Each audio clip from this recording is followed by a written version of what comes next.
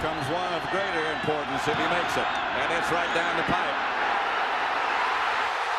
Adam Vinatieri. No time on the clock. 17 years ago tonight, Rapid City native and South Dakota State alum Adam Vinatieri booted the game-winning 48-yard field goal in Super Bowl 36 to lift the New England Patriots to a 2017 win over the St. Louis Rams. And it would be the start of one of the greatest dynasties in sports history.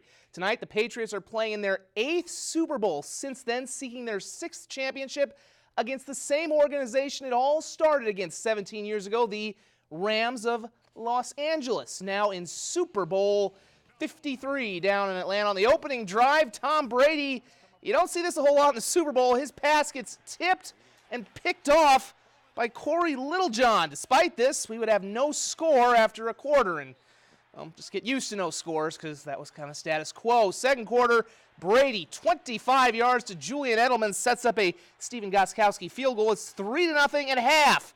Third quarter, LA ties it. Greg the Leg Zuerlein, 53 yards. If I'm showing you field goals in the third quarter, yeah, there weren't a ton of highlights in this game. 3-all after 3 in the fourth quarter. Brady does what Brady does, leads a touchdown drive, capped off by Sony Michel, 5-play, 69-yard drive. 10-3 Patriots. The Rams looking for an answer late. What does Jared Goff's name rhyme with? Yeah, picked off. And that's what he is by Stephon Gilmore. The Patriots would add a field goal, take a knee, and for the 6th time since 2002, what a run they are on. The New England Patriots are Super Bowl champions. Once again, they win it 13-3.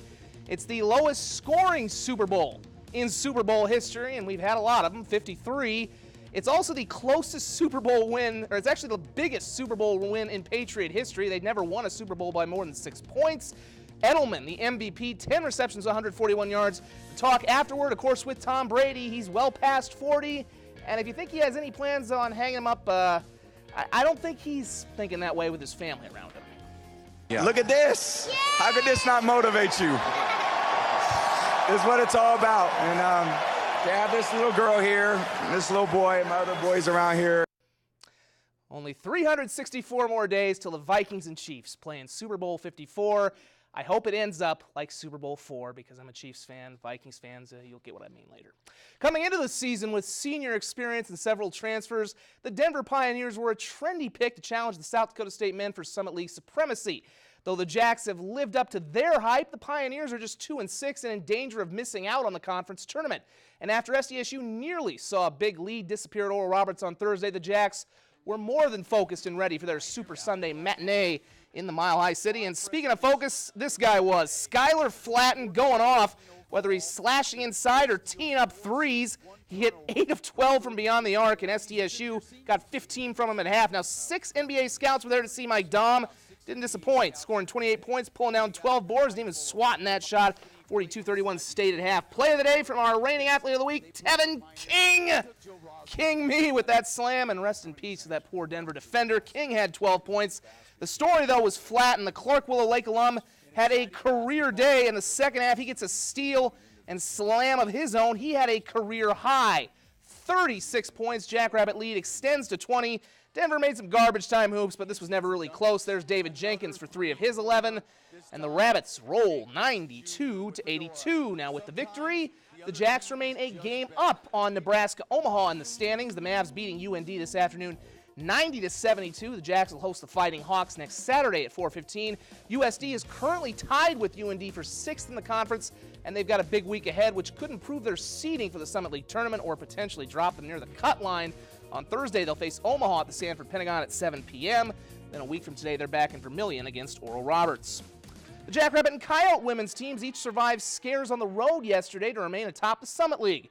Trailing after a quarter and tied at half with 8th place Fort Wayne, the Coyote women roared in the second half to defeat the Mastodons 71-49 behind 19 points each from Kira Duffy and Allison Ahrens.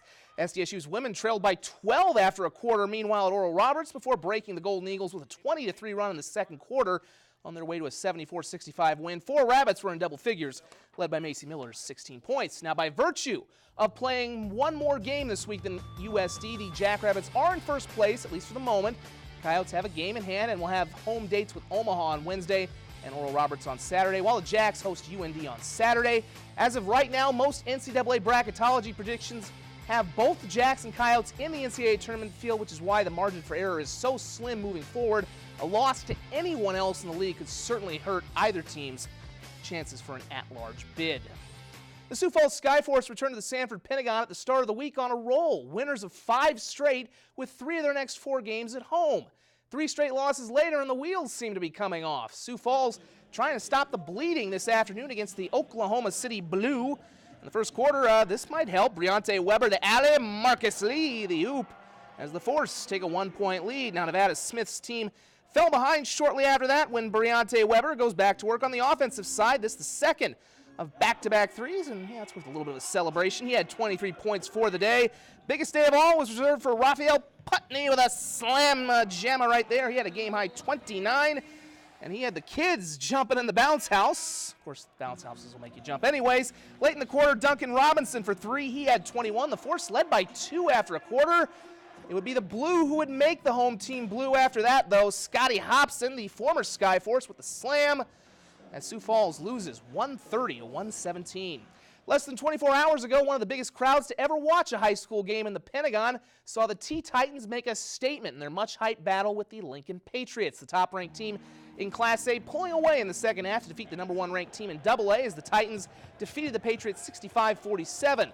T's Noah Friedel led all scorers with 33 points, with Caleb Joffer adding 10. In handing the Patriots their first loss, the Titans made a definitive point. They're the team to beat in South Dakota at any level. I think so. I think this is probably all around, skill-wise, the best team that T has seen in a long time, if not ever. Well, there's a funny thought. The Patriots actually lost this weekend. Congrats to Mark. We're back in one moment.